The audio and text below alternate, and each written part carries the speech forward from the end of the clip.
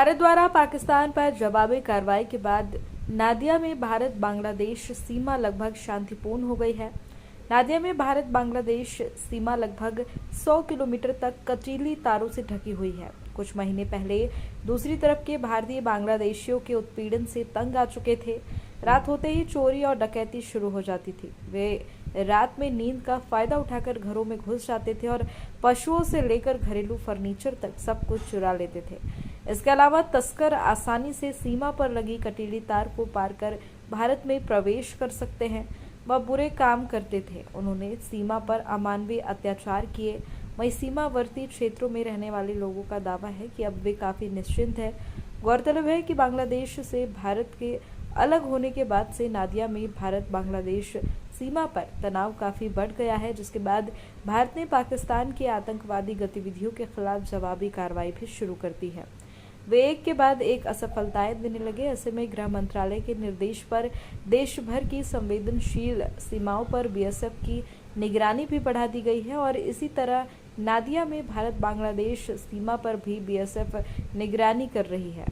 नादिया में गेडे सीमा और कृष्णगंज विधानसभा क्षेत्र में भारत बांग्लादेश सीमा के निवासियों का कहना है कि अब वे काफी शांतिपूर्ण स्थिति में हैं। बांग्लादेशियों को भारत में प्रवेश करते ही पुलिस द्वारा गिरफ्तार कर लिया जाता है तथा सीमा पर बीएसएफ की कड़ी निगरानी के कारण बांग्लादेशी उपद्रवियों की संख्या में काफी कमी आई है। कम से कम वे रात को चैन से सो सकेंगे। एक समय में बांग्लादेशी लोग कांटेदार तार के शून्य बिंदु पर भारतीय कृषि भूमि पर अतिरिक्त हिंसा करते थे।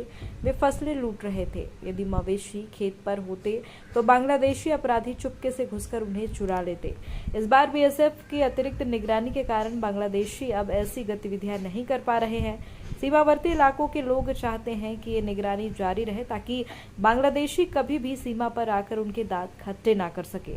अगर केंद्र और राज्य सरकारें मिलकर लगातार सुरक्षा उपायों पर जोर दे तो बांग्लादेशियों को बहुत आसानी से ही सबक सिखाया जा सकता है।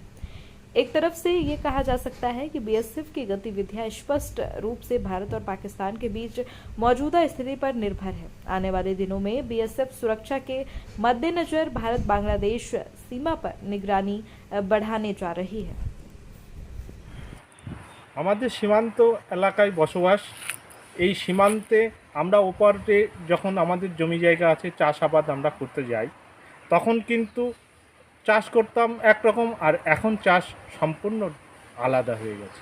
তখন কেমন হতো যে আমাদের যে বর্ডার ফোর্স বিএসএফ যেটা সেটা আমরা চাষ করতে গেলেও দেখা যেত আমাদের যে ফসল হতো সেই ফসলগুলো বাংলাদেশের লোকেরা কেটে নিয়ে যেত। কিন্তু এখন যে বর্ডারে যে পাহারাদার বেড়ে গেছে তাতে দেখা যাচ্ছে আমাদের সেই ফসলের ক্ষয়ক্ষতি আর হচ্ছে না। কিন্তু আগে আরও একটা সমস্যা ছিল যে আমরা রাত্রে ঘুমাতেও পারতাম না, কারণ যে ওই যে রাতের অন্ধকারে বিএসএফের আড়াল করে যেভাবেই হোক তারা এপারে এসে গরু ছাগল এবং মানুষের বাড়ি চুরি ডাকাতি এই সমস্ত করে নিয়ে যেত। বর্তমানে কিন্তু এই বর্ডার পাহারা বেড়ে যাওয়ার পরিপ্রেক্ষিতে আমাদের কিন্তু সেইগুলো আর হয় না। আমরা ওপারে এখন চাষ করতে যাই কিন্তু সেই ফসলও এখন আর কেটে নিয়ে যায় না ওপার বাংলার লোকেরা। এখন আমরা খুব ভালো আছি, কোনো সমস্যা নেই, এখন আরামসে রাত্রেও ঘুমাতে পারছি। আগে আমরা যারা এখানে এই বাংলাদেশ সীমান্তের কাছাকাছি গ্রামগুলোতে বসবাস করি আমাদের ভীষণভাবে রাত্রে একটা আতঙ্কের পরিবেশ তৈরি করে ফেলে দিত। বাংলাদেশের চোররা এসে আমাদের এখানে যে গরু ছাগল যাবতীয় যা কিছু পেত সমস্ত কিছু চুরি করে নিয়ে চলে যেত বিনা বাধায়। এছাড়াও আমাদের সীমান্তের কাছাকাছি যে সমস্ত জমি জায়গায় আমরা চাষবাস করি সেই সমস্ত ফসলগুলোও তারা কেটে নিয়ে যায়, এমনকি নষ্ট করে দিয়ে যায় যাতে সেগুলো আমাদের কোনো কাজে না লাগে। তা বর্তমান পরিস্থিতিতে বিএসএফের কড়া সীমান্ত রক্ষার একটা ভালো ফল আমরা পাচ্ছি এবং সেটা এই ইন্ডিয়া পাকিস্তানের যুদ্ধ আবহে আরও ভীষণভাবে আমরা সুরক্ষিত, যা আজকে কোনো চোর এবং আমাদের ফসল নষ্ট করবার সাহস আজকে বাংলাদেশি কোনো লোক কিংবা প্রশাসনের তরফ থেকে সাহস দেখাতে পারছে না। এতে করে আমরা বর্তমানে ভীষণভাবে সুরক্ষিত বোধ করছি এই বাংলাদেশ সীমান্তের গ্রামগুলিতে আমরা।